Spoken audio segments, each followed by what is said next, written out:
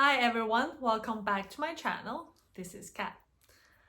Another very common question that I got a lot is about the medical science liaison role in different countries, as of course you all are from all over the world. And I have to say, of course, all my past experience and everything I've talked about on this channel, or the conversations that I've had with my friends are all from the United States. Of course, for obvious reasons. First, I'm in the United States right now, so of course I only look at jobs in the US. And second, people I met and talked with before are also in the US. So when I talk about other experiences in my other videos, or the most popular video that you've seen, probably my conversation with Tony, he's also in the US. And the third thing is, from the salary and the whole compensation package perspective, the MSLs in the US get paid quite well compared to some of other countries that I think in one of my videos revealing the MSL salaries, you can kind of get a sense there. So it's a bit more popular to become an MSL in the US. Of course, this kind of tied together with kind of the US healthcare industry and landscape and a lot, which we can of course dedicate another video to talk about the whole healthcare in the United States. But this gives you a sense that my background and all I talked about are really kind of limited to the US. However, multinational pharmaceutical companies would need to hire MSLs across the globe. So if you go to any job sites or company career sites and search MSL UK or Switzerland or China, there are a bunch of positions jumping out as well. So here are just some examples that I can show you, and of course you can find out yourself with your own base and location. While you go through different job posts, you will notice that the overall requirements and responsibilities are quite similar. But of course, there are some nuances per different countries' requirements. So on to the differences. First is the level of education. So I've talked a lot about MSLs in the US. So a solid educational background is really important. Most MSL roles require a PhD, PharmD, or just an advanced degree, in life science field. However, here I'm, showing you a graph of MSL qualification at a global scale. And as you can see, about 30% of them do not have doctoral degrees. And obviously, this is easy to find out because it's kind of listed on the job posts. One thing is, if the MSLs are a bit more mixed with the sales position, the degree requirement is a bit more loose. If you want to understand the differences between the sales and MSLs, my last video is to address that. And second is the cultural norms. For example, in some countries, the structure of within the healthcare might be a little bit more hierarchical, so a little different layers involved. While in some other countries, it's more kind of a flat structure, so it's more in an informal approach. So that would impact how you communicate with different healthcare professionals. Mostly in the Eastern culture, like where I'm from, China, Japan, you want to be more cautious about using people's first names, as that is not really common. You regard others as professor, with the last name, or doctor with the last name. So some cultures do not like you being too straightforward. Again, it's probably very common among Eastern cultures as well, versus some cultures prefer diving right into a topic, what you're trying to say. So that's really the people skill there. How to crack a joke at an appropriate time. It is very nuanced, but it could impact the relationship between the healthcare professionals and you as MSL. Next is the regulatory environment. So the regulatory environments really vary from country to country, and that actually heavily affects the scope of the MSL activities.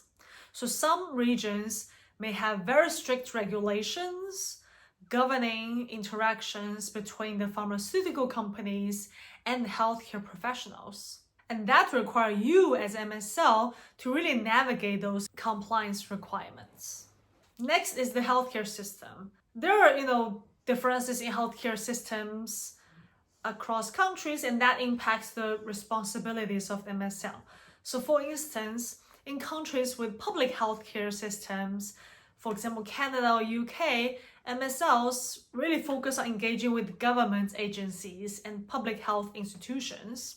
While in the United States, for example, that is dominated by the private healthcare system, then MSLs primarily interact with private practitioners and hospitals, so it's more individualized. The fifth difference is the language and localization. So in those multicultural environments, the language barrier may pose challenges for MSLs. That require you to adapt the communication strategies and the materials to cater the diverse linguistic preferences.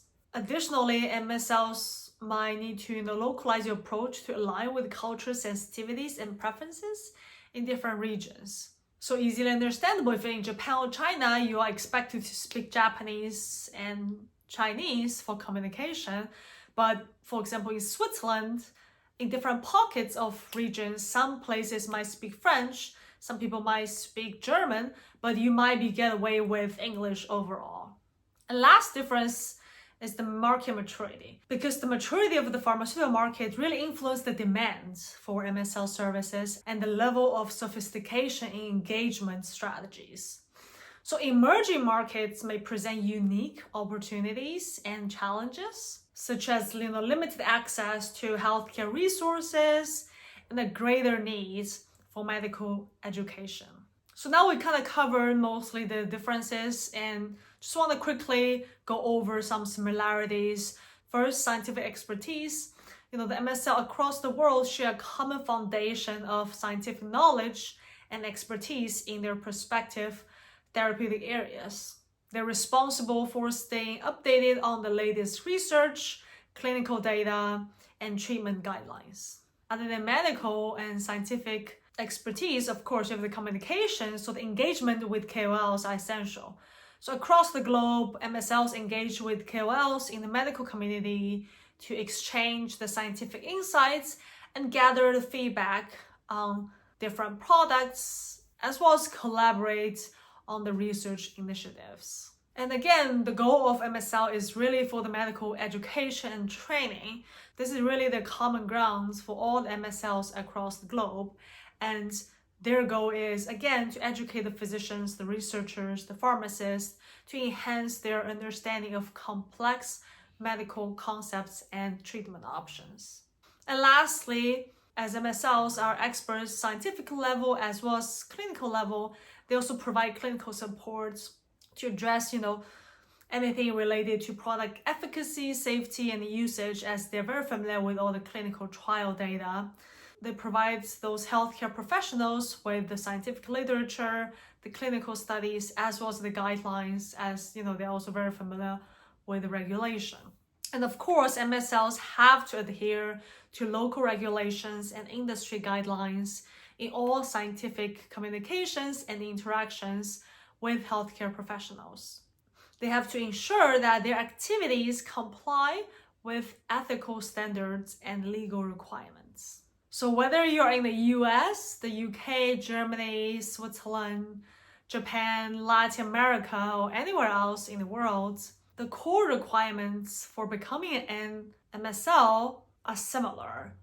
Solid education backgrounds, scientific expertise, exceptional communication skills. However, it is crucial to be mindful of country-specific nuances, including language proficiency and knowledge of the local healthcare landscape. Also, it is important to note that while these requirements provide kind of general overview, as I cannot really cover all the country-specific requirements, on top of that, there are also individual companies may have specific preferences and criteria based on their therapeutic focus and strategic priorities. So when you are looking at the jobs locally in your own country, you should really carefully review the job posting and tailor the qualifications accordingly. So that's it for this video. If you're considering this career, please be sure to align your qualification with expectation of the specific region that you're interested in. If you like this video, please don't forget to thumb up, subscribe, and stay tuned for more insights into diverse and exciting career path. And I think this will wrap up some common questions of MSL, and I'll dive into other career choices in my next videos. Thank you so much for watching, and I will see you next time.